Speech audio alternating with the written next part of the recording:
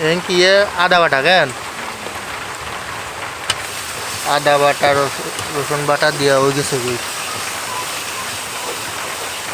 তাইলে এখন যে দেখেন আমরা দেশি মুরগির রাতা মোরগ জব করছি আর এখন কি মশলা বাটা কেন সব বাটা এমকানটা বন্ধু চুলা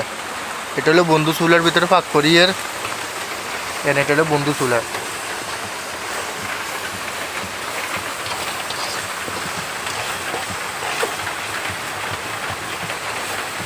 দেশি রাতা মোরগ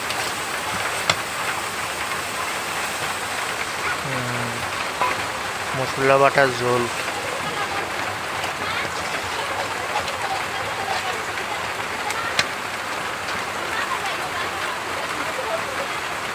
কি মুচ্ছের গুঁড়া কেন মুচ্ছের গুঁড়া 3 চামচ দিছ কেন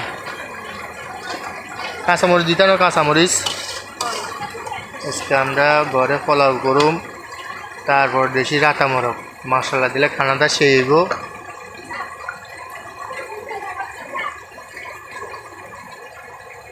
এলে হলদুর গুঁড়া কেন 3 চামচ কেন দেখেন মশলা দিলে কালারটা কিরকম আছে দেখেন সেই কালার আছে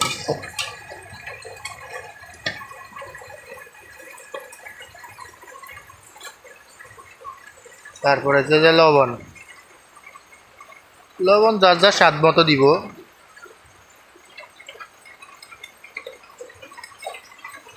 কেউ একটু কম খায় কেউ একটু বেশি খায় এটা বালা করে কষা নিব কেন পানি দিই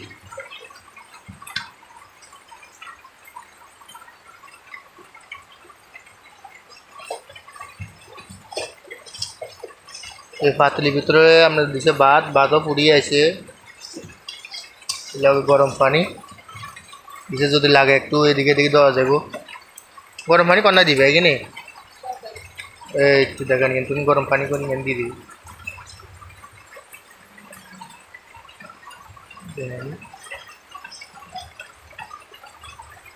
আর মাংস দিয়ে দিবা কেন হালকা কষানি করে মাংস দিয়ে দিব দেশি রাতা মোরগ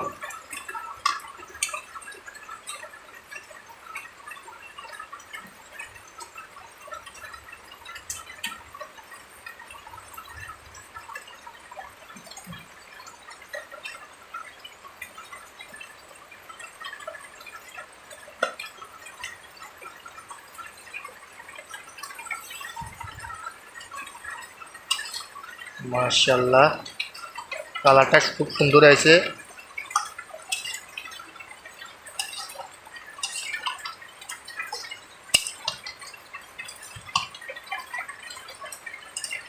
মেন হচ্ছে যে রাঁধুনির আটটা ভালো থাকলে জনগণ একটু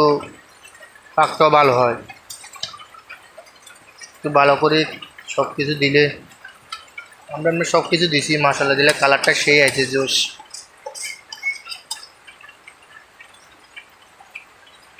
একটু দেখেন এবার মাশাআল্লাহ খুব সুন্দর লাগে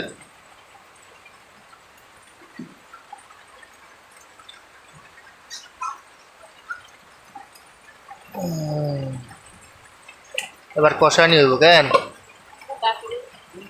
দাও রাখি দাও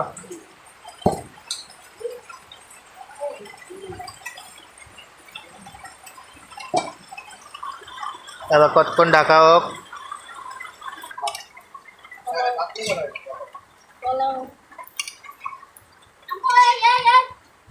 দেখেন কালারটা কি জোশ আছে কালার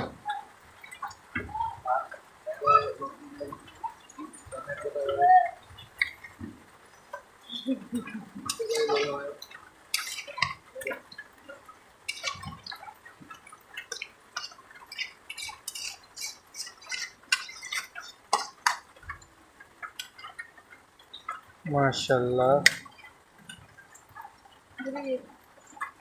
একটু গুঁড়ি দেওয়া এবার আর একটু কষানি হোক কেন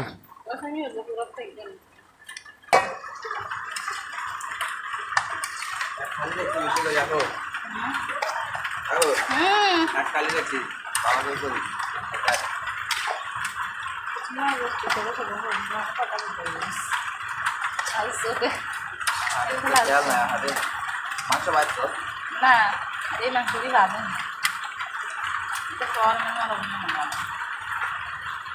বুঝলে গুঁড়ো আবার ঢাকা দিয়ে দিলাম আমরা আর একটু মজক আমাদের মাংস হয়ে গেছে গই মেলাক্ষণ কষানির পরে শেষ মাংস হয়ে গেছে গই এবার কিছুক্ষণ পরে নামালামু মাখা মাখা হয়ে গেছে বাস খুব সুন্দর হয়েছে মশলা দিলে কালারটা দেখেন খুব সুন্দর হয়েছে সবাইকে ধন্যবাদ সবাই ভালো থাকবেন আল্লাহ হাফিজ